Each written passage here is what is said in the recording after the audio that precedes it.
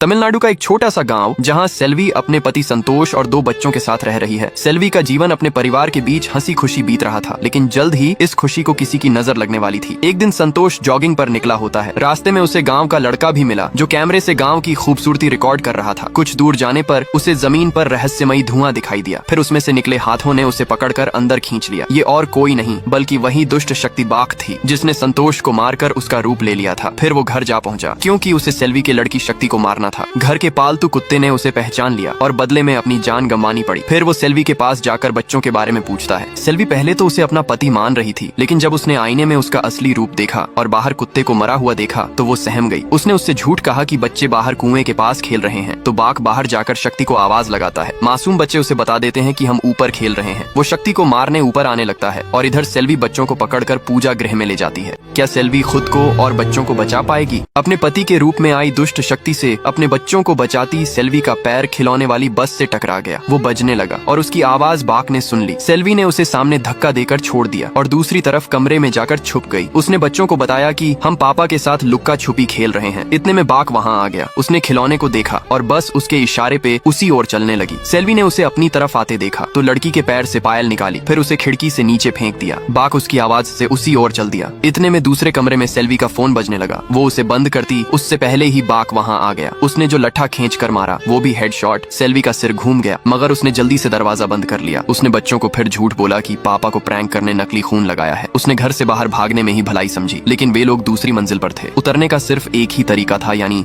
Gallery से कूदना। सेल्वी पहले खुद एक कोना पकड़कर लटक गई, फिर एक हाथ से बच्चों को अपने पीछे बिठाती। इतनी ताकत तो जिम करने वालों में भी नहीं होती। और ऐसे वे दोनों नीचे उतर गए, मगर सेल्वी नीचे आती उससे पहले ही उसका हाथ बाघ ने पकड़ लिया।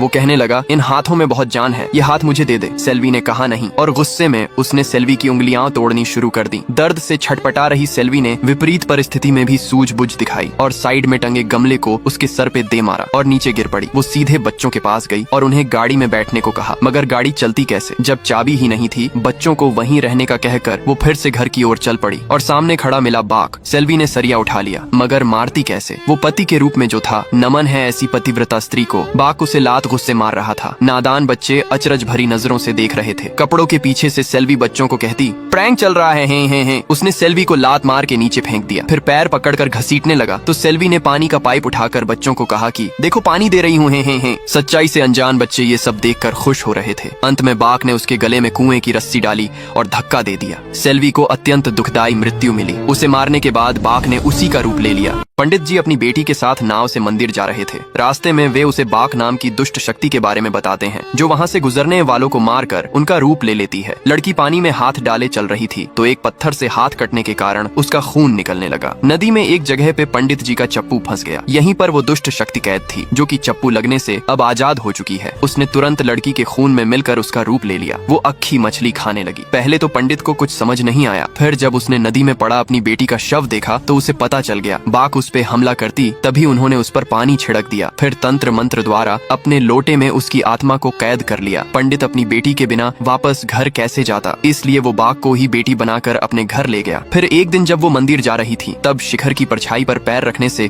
उसे पता चल गया कि पंडित ने उसकी आत्मा को वहीं पर छुपाया है। उसने वो लौटा उस जगह से निकलवा लिया। अब उसकी आत्मा आजाद थी, पर वो बिना शक्तियों की थी। उसे शक्ति वापस पाने के लिए 3 विशेष लोगों को मारना होगा। उन 3 लोगों में एक शिल्वी की बच्ची भी है।